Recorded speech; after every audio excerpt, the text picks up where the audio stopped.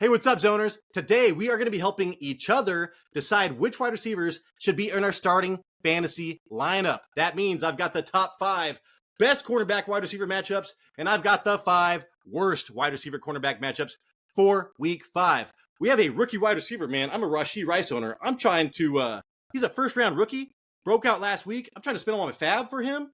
Dude, this guy has one of the worst matchups of the week. He is unstartable. So we've got that going on today. And then we've got a third round wide receiver. You drafted him, man, in the third round. He held out. He held out of camp, and he has been trying to put up some points. Well, guess what, man? He has the best cornerback matchup he has had this year, so he should bounce back. And at the end of the episode, man, I've got a list of 5 shutdown corners like Patrick Surtain. I want you to help build me this list, or help me build this list, or take people off of it. So stick around for that.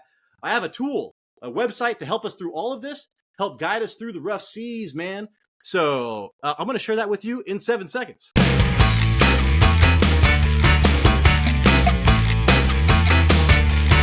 can do it! All right, I start doing my rankings today. And the only website that comes out with the wide receiver cornerback matchup data, I guess, is fantasypoints.com. So if you want to follow along, man, just Google them. Wide receiver cornerback matchups, week 5. This chart will pull up. And the first person we're going to talk about, dude, is a guy that I'm trying to blow my load on. That sounds weird, but I've got $12 in my fab left. I am trying to get this guy. Xavier Legette, he is not running that many routes. So this right here, this column is the route percentage run. We have Malik Neighbors is in the 90%. So 58 is bad, but he is a rookie. And Adam Thielen was sticking around, dude. So this should go up. He is scoring 0.37 fantasy points per route run. So every time he runs a route, he gets 0.37 fantasy points. Just say somebody ran 20 routes and they got 20 fantasy points. That's like unheard of, but that's 1 point per fantasy route. You know, double that, 10 points out of 20 routes. That is 0.5. So that is kind of how that number goes. And then here we go, dude. He is matched up against one of my shutdown corners. Newsflash, assholes. That's just a thing from It's Always Sunny. I'm not calling you guys assholes. Jalen Johnson, dude. He's allowing 0.08 fantasy points per route run. That is best in the league. You cannot score against them. This is the only reason the Bears are in every game, dude, is because the cornerbacks there are shutting it down. All right, so not good for Xavier Legette.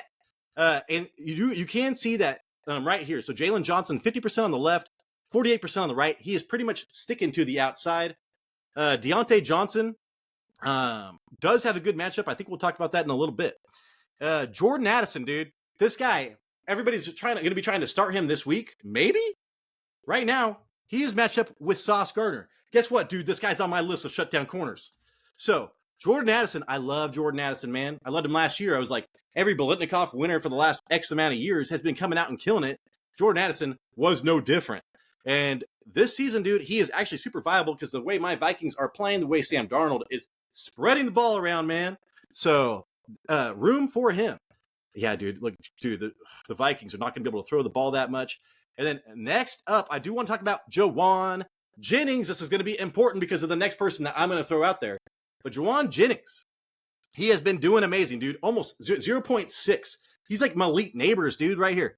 You can come down here, Malik Neighbors, 0.63 fantasy points per route run. Jauan Jennings, man, doing that on not that many routes. That's why Neighbors is more impressive. But still, he's got to go against the slot cornerback for the Arizona Cardinals. That's their only good cornerback, dude. So no good for him. He does not get targeted that much, the slot cornerback. And he only allows 0.15 fantasy points per route run. Terrible matchup for Jauan Jennings. So I know you've been able to start him, and he led them, I want to say, in targets or yards last week. I am not very happy about Jauan Jennings right now. Next up, this is for, you know what, dude? No, we'll talk. I was going to go over Dontavian Wicks just to try to make Jason suffer because he's spending all of his money on him. This week, I do want to talk about Nico Collins, man. He's got to go against the Buffalo right cornerback, Rasul Douglas. That is their best cornerback. He's only given up 0.17 points per fantasy route run. But Nico Collins, he's on the outside a lot. He's barely in the slot. He's only in the slot 20%.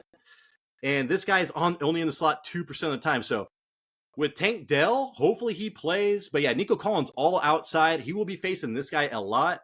Nico Collins is unguardable. But And I'm not telling you not to start him, but I think he might be a low-end wide receiver 1 this week.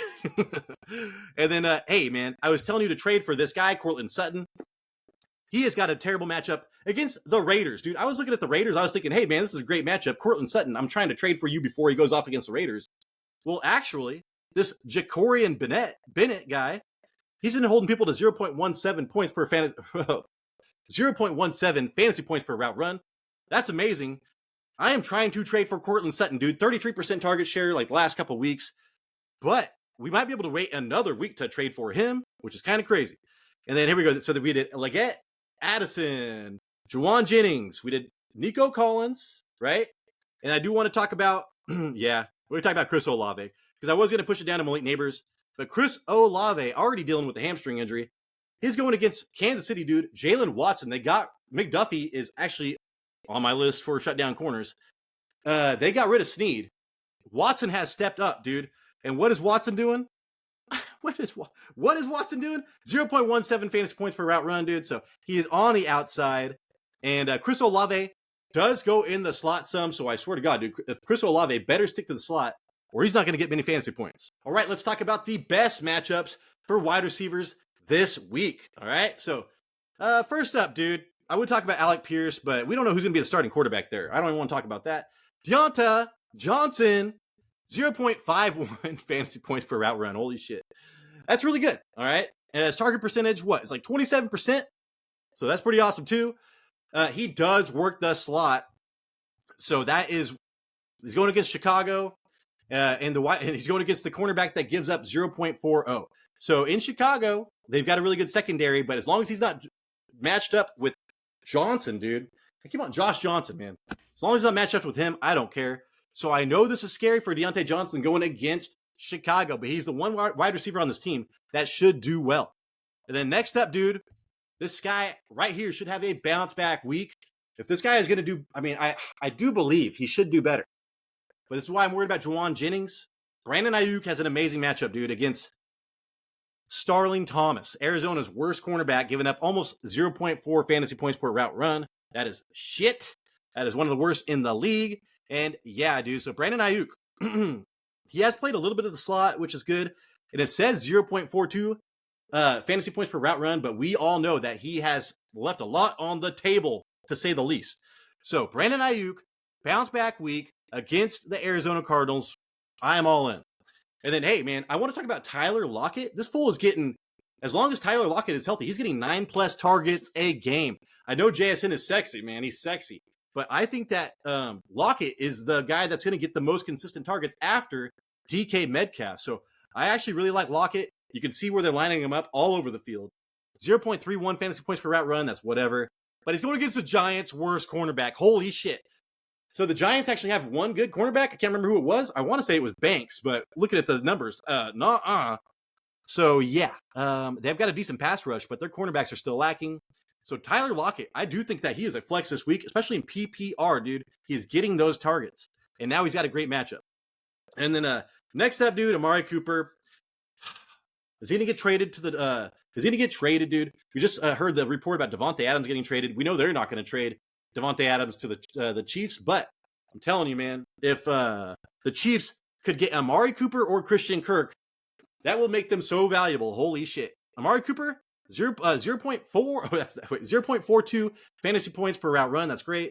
And he's going against Washington. Benjamin St. Justy. I talked about this guy last week, dude. He is not good. He did well for me last week as far as giving up points, and he did it again. So Amari Cooper should be good, man. Should be good. And then last up, let's see. I talked about Diontae Johnson. I talked about Aiyuk, Lockett, Amari Cooper. Last up, we will talk about Khalil Shakir, because I do think that he should be in a lot more people's starting lineups. And I talked about Jalen Peter before. All right. So these guys are reoccurring because they're not good as far as, and they might be good, but they might have, Houston has Singletary there. This guy is just getting attacked a lot more. So, but hey, that's what that matters as well, right? Right. So who was I talking about? I was just talking about Khalil Shakir, dude. He is the slot corner. He gets Jalen Peter, the slot corner for Houston. I forget who I said to start against him last week, but he did well. and he's given up 0.37 fantasy points per route run. So Khalil Shakir, dude, I don't know how he's not in everybody's starting lineup.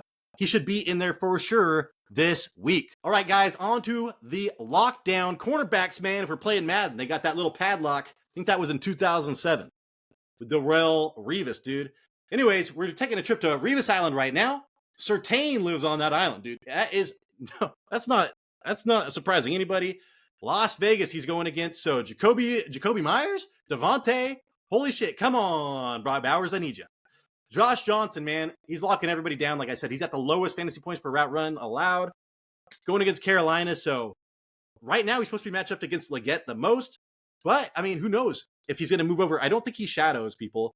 He was not highlighted as a shadow person anyways. But still, Carolina, keep your eye out on those wide receivers. If you have Diontae Johnson, that's probably the one person I would start. McDuffie, dude, Trent McDuffie, they got rid of Snead. Kansas City, they kept McDuffie. He's locking fools down versus New Orleans. So, I just told you about Watson. New Orleans wide receivers has a tough matchup this week. And then Joey Porter Jr. as well versus Dallas. He actually shadows people. He will be shadowing CeeDee Lamb. He is a shutdown corner right now, man. And then Sauce Gardner versus Minnesota.